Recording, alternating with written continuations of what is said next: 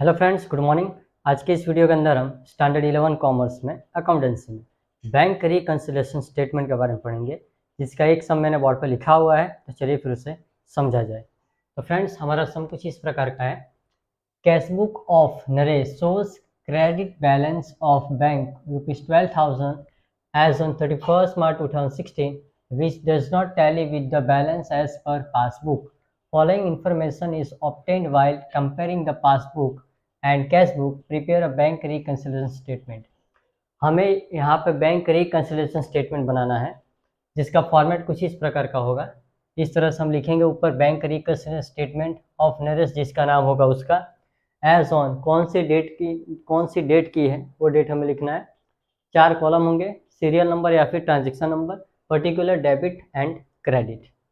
अब एक बात और यहाँ पे, अगर हमारे पास पैसा आता है तो हमें लिखना है डेबिट साइड में, लेकिन हमारे पास से पैसा जाता है या फिर पैसा आया हुआ नहीं है तो हमें उसे लिखना है क्रेडिट साइड। ये बात आपको ध्यान में रखनी होगी। और सबसे बड़ी बात, यहाँ पर सबसे पहले एज पर कैशबुक या फिर एज पर पासबुक बैलेंस आपको दिया गया होगा, चाहे वो डेबिट बैलेंस हो या फिर क्रेडिट बैलेंस हो। अब यहाँ पर देखिए, नाम पहले ही आपको मिल चुका है कैशबुक, किसके हिसाब से? तो क्रेडिट बैलेंस के हिसाब से। अब देखिए एज पर कैशबुक, अब ये कैसे मुझे पता चला कि बैंक ओवरड्राफ्ट ही है? मैं आपको बताते हैं।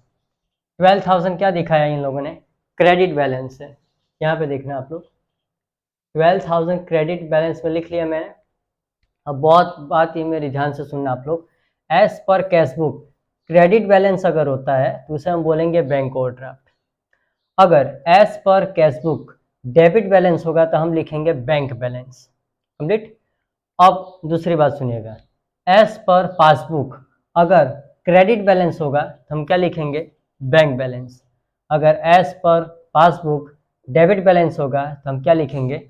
Bank overdraft. इतनी बात आपको ध्यान में रखनी होगी। तो सबसे पहली वाली जो एंट्री है हमारी, as per cashbook credit balance, जो कि बैंक ओवरड्राफ्ट है, वो हमारी एंट्री हो चुकी है। चलिए ट्रांजेक्शन स्टार्ट करते हैं। A check of ₹10,000 was deposited with bank on 28 March 2016, which is not yet recorded in passbook by bank. 10,000 का एक चेक है जो कि बैंक में हमने जाकर उसको डिपॉजिट कर दिया, यानी कि क्रेडिट कर दिया, लेकिन बैंक वाले ने अभी तक उस चेक को पास किया नहीं है, क्लियरिंग में नहीं डाला है। राइट, पास नहीं हुआ है चेक। जब तक चेक पास नहीं होता है तब तक हमारे बैंक अकाउंट में पैसा आता नहीं है। राइट, तो यहाँ पर भी चीज़ वही बनी हुई है कि 10,000 का चेक तो डिपॉजिट कर दिया हमने, लेकिन अभी तक बैंक की ओर से पासबुक में उसकी एंट्री नहीं हुई है, मतलब वो चेक पास नहीं हुआ है। अगर चेक पास नहीं हुआ है यानी कि मतलब हमारे पास पैसा जब पास होगा तभी आएगा, पास नहीं होगा तो नहीं आएगा। तो पैसा हमारे पास नहीं आया हुआ है, तो नहीं आया हुआ है तो हम किस और लिखेंगे? Credit side. अगर आ गया होता है तो किस और लिखते हैं? Debit side.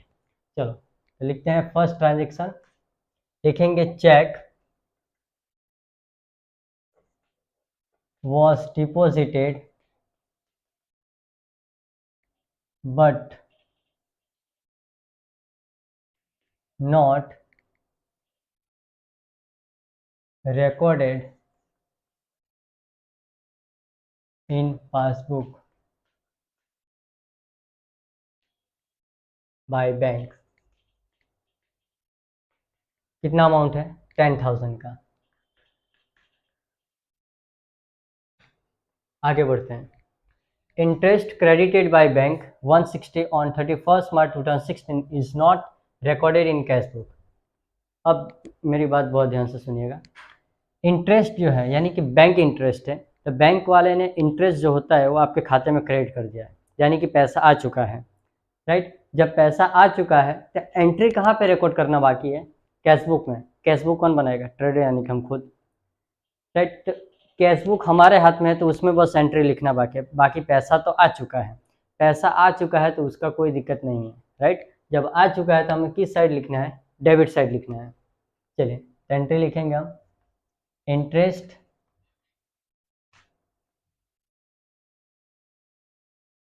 Credited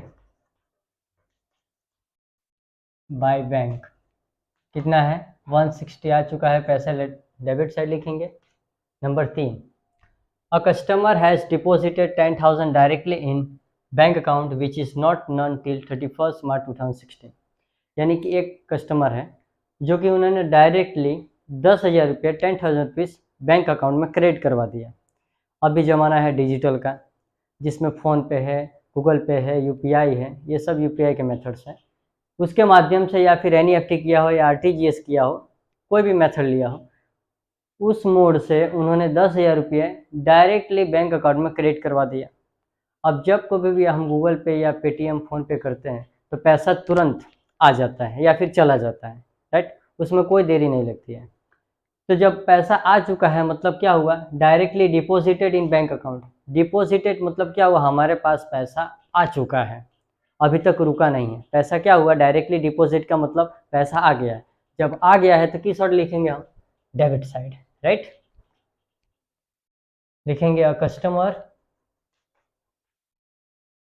deposited directly in bank account.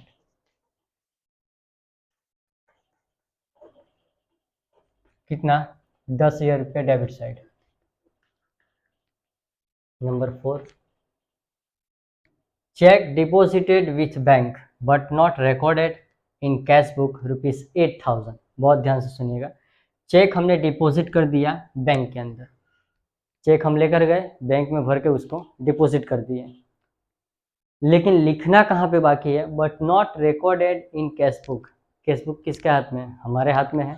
इसका मतलब ये हुआ कि बैंक में हम गए, चेक हमने डिपॉजिट किया, बैंक वाले ने चेक को पास कर दिया है। जब बैंक वाला चेक को पास कर देगा तो क्या होगा, अमाउंट जो कुछ भी होगा वो हमारे खाते में क्रेडिट हो जाए, यानी कि पैसा आ जाएगा। तो जब पैसा आ गया है तो एंट्री कहाँ पे बाकी है, तो कैश बुक में। तो जब कैश बुक में रिकॉर्ड नहीं हुआ है तो हम रिकॉर्ड कर देंगे, यानी कि यहाँ पर ये पैसा हमारे पास आ चुका है।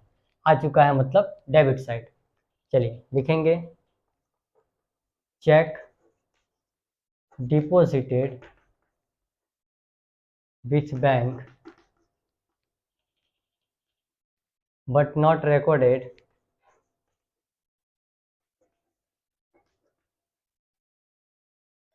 इन कैश बुक।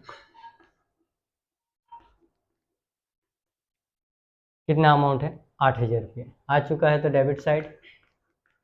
अब यहीं पे एक बात और सुनिए, अगर डिपॉजिटेड विथ बैंक है but not recorded in cash book बोला है, अगर पासबुक यहाँ पे बोलता ना तो इसका मतलब ये होता है कि पैसा हमारे पास आया नहीं है।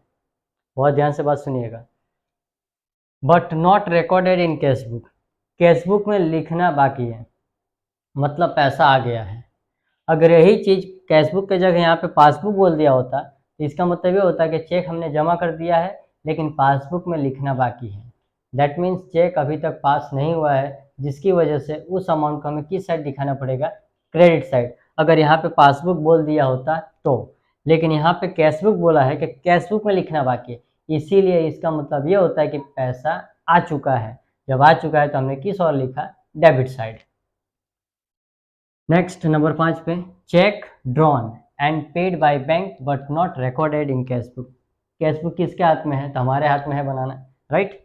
6,000 रुपये। चेक ड्रॉन, चेक ड्रॉन का मतलब होता है कि हम चेक बनाकर लिखते हैं या फिर चेक इशू करते हैं हम खुद से, अपना बैंक का चेक तो किसी को देना है। यहाँ पे बोला गया कि cheque drawn and paid by bank, cheque हमने ड्रॉन किया यानी कि चेक बनाकर किसी और को दे दिया, उस भाई साहब ने चेक को जमा कर दिया, राइट।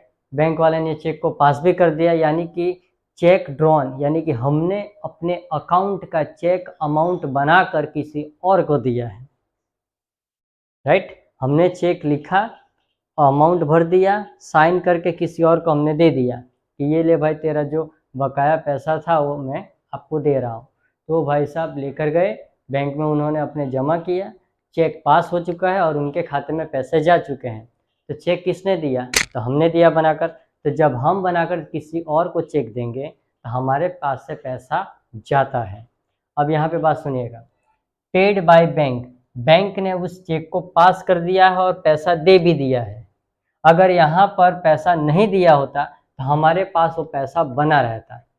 अगर बना रहता तो हम लिखते हैं डेबिट साइड, लेकिन यहाँ पर बैंक वाले ने क्या किया, पेड कर दिया, यानी कि चेक को पास कर दिया। तो जब चेक पास हो चुका है तो हमारे खाते से पैसा कट जाएगा और सामने वाले के खाते में पैसा चला जाएगा, राइट। तो हमारे पास से पैसा जाएगा तो हम किस और लिखेंगे, 6000 क्रेडिट साइड। चलिए, चेक ड्रॉन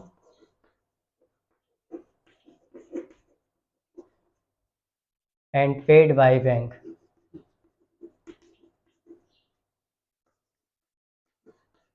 अमाउंट कितना है, तो 6000 चला गया, तो credit side.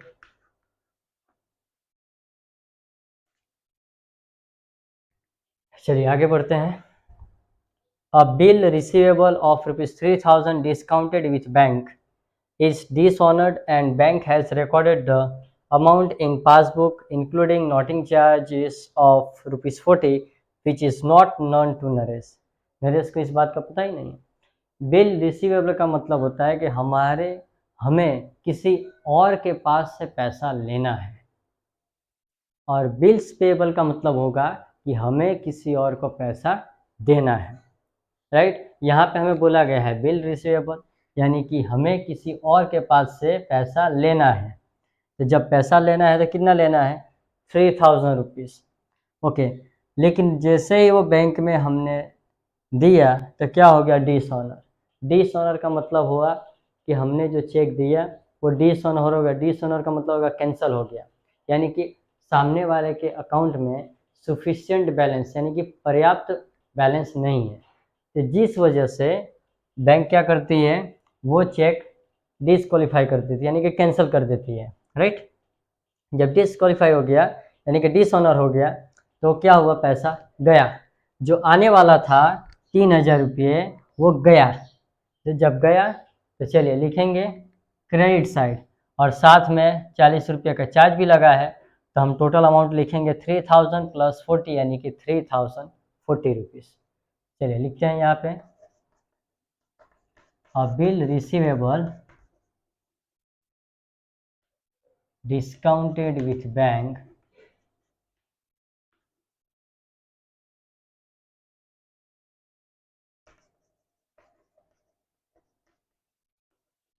which is dishonor।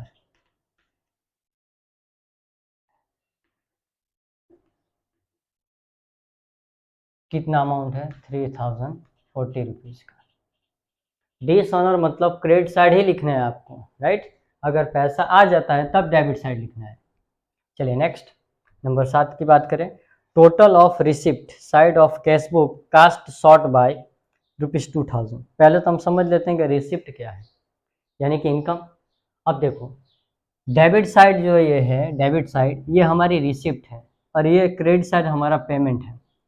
Receipt का मतलब हुआ हमारी इनकम, उस और क्या हुआ, 2000 रुपये शॉर्ट, कास्ट शॉर्ट, यानी कि 2000 रुपये कैलकुलेशन में टोटल करने वक्त 2000 रुपये कम हो गया। तो 2000 रुपये जब कम हुआ है, जिस साइड भी हुआ है, तो उसी साइड हमें उस अमाउंट को लिखना है। लेकिन यहाँ पे अगर लिख देता ओवरकास्ट बाय 2000, ओवरकास्ट, तो हम क्या लिखते हैं, अगर यहाँ पे बोले जाता है ओवरकास्ट बाय 2000 रिसिप्ट साइड, तो जब ओवरकास्ट रहता है तो उसकी हमें ऑपोजिट साइड में एंट्री लेनी होती है। अगर रिसिप्ट साइड में ओवरकास्ट बोलता है तो पैसा हम यहाँ पे नहीं लिखेंगे, कहाँ पे लिखेंगे, तो क्रेडिट साइड लिखेंगे। यहाँ पे कास्ट शॉर्ट बाय 2000 है, तो शॉर्ट बाय कास्ट है, तो इसीलिए हम डेबिट साइड लिखेंगे उसी साइड में। कंप्लीट। चलिए लिखते हैं, total receipt side of cash book, total receipt side of cash book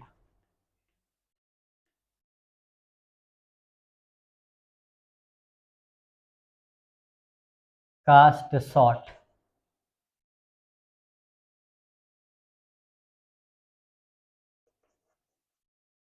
कितना है, 2000।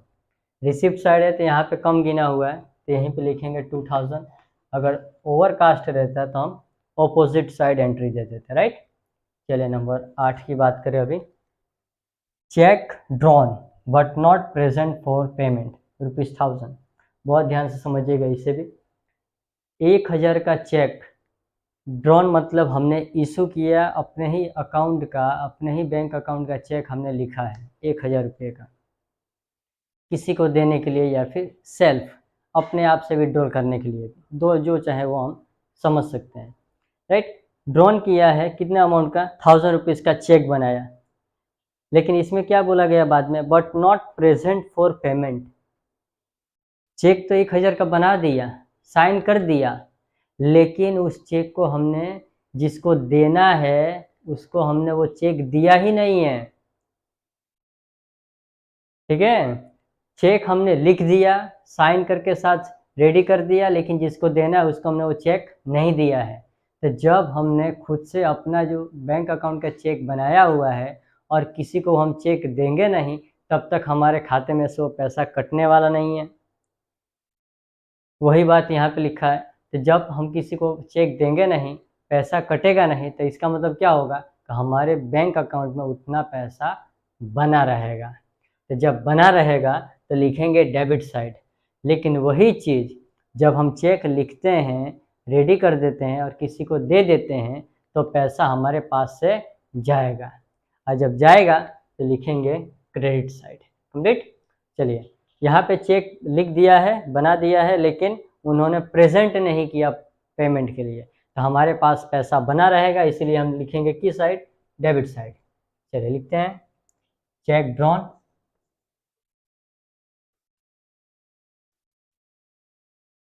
but not present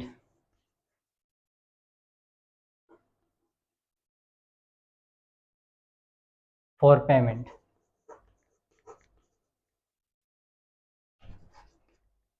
कितना अमाउंट, 1000, डेबिट साइड हो गया। चलिए नंबर 9 की ओर, cheque deposited but not credited in bank 1500 1500 का चेक हमें मिला, उसको हमने डिपॉजिट भी कर दिया बैंक में, लेकिन बैंक की ओर से उस चेक को पास किया गया नहीं है। अगर हम चेक जमा कर देते हैं बैंक में, इसका मतलब ये नहीं है कि हमारे पास वो पैसा आ ही जाएगा। जब तक बैंक वो चेक पास नहीं कर देती, तब तक हमारे खाते में वो पैसा नहीं आता है। तो ठीक बात वही यहाँ पे है कि चेक तो हमने डिपॉजिट कर दिया, लेकिन बैंक की ओर से अभी तक वो अमाउंट यानी कि वो जो पैसा है वो जमा नहीं हुआ है। तो जब जमा नहीं हुआ है, इसका मतलब वो हमारे पास पैसा नहीं आया हुआ है। अगर आया होता तो यहाँ पे रहता, नहीं आया है तो क्रेडिट साइड होगा। चलिए लिखेंगे, check deposited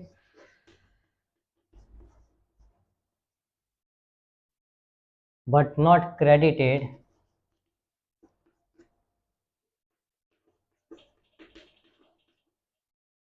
in bank।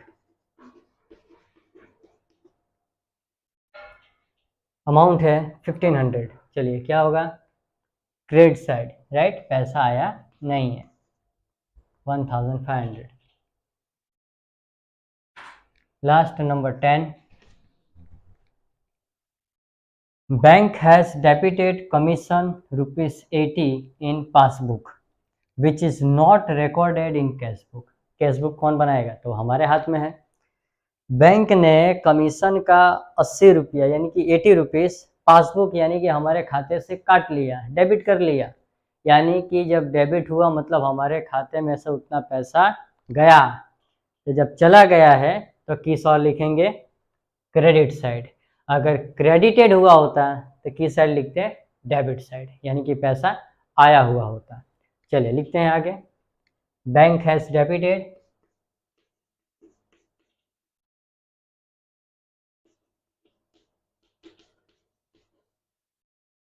Commission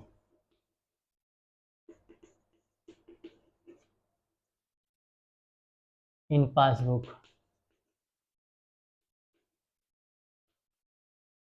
कितना है, 80 रुपीज़। डेबिट मतलब क्या हुआ, पैसा गया, लिखेंगे क्रेडिट साइड। अब देखिए यहाँ पे ध्यान से, अब यहाँ पे लिखेंगे हम एज पर, यहाँ पे क्या है कैश बुक, तो हम यहाँ पे क्या लिखेंगे पासबुक। अगर पासबुक ऊपर होगा तो नीचे फिर क्या आएगा कैश बुक। ये बात आपको ध्यान में रखना है कि ऊपर है कैश बुक तो नीचे लिखेंगे पासबुक। अब बात की बात है कि यहाँ पर बैंक बैलेंस आएगा कि बैंक ओवरड्राफ्ट, इधर आएगा कि इधर आएगा। अब जिस ओर आएगा उसके हिसाब से ये तय होगा, राइट, डिसाइड होगा।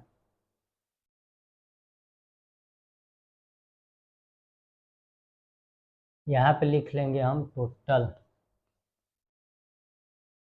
चलिए टोटल करते हैं।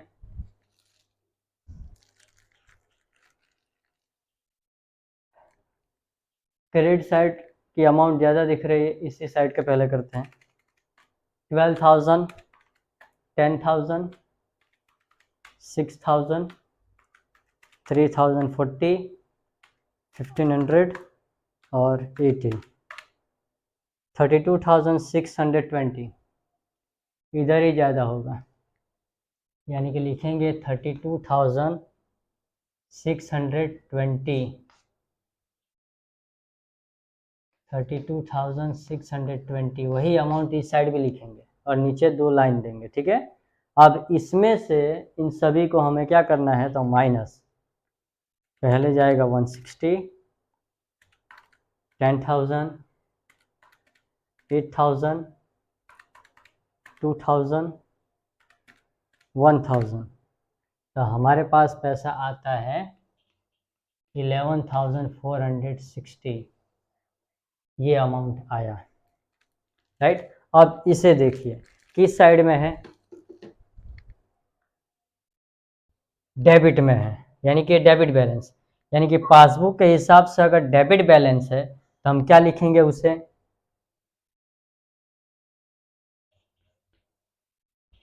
Bank overdraft. क्या लिखेंगे बैंक ओवरड्राफ्ट।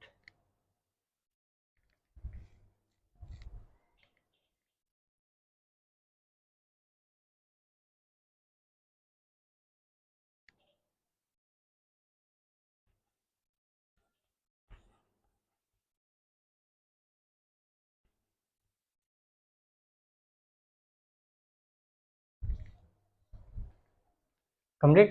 अगर यही चीज क्रेडिट साइड आया हुआ होता तो हम क्या लिखते हैं बैंक बैलेंस। कंप्लीट। तो फ्रेंड्स कुछ इस तरह से हमने ये बैंक रिकंसिलिएशन स्टेटमेंट के सम को समझने का प्रयत्न किया हुआ है। तो फ्रेंड्स अगर आपको ये वीडियो पसंद आया हो तो अपने फ्रेंड सर्कल में इस वीडियो को ज़्यादा से ज़्यादा शेयर कीजिएगा और चैनल को सब्सक्राइब कीजिएगा। Thank you.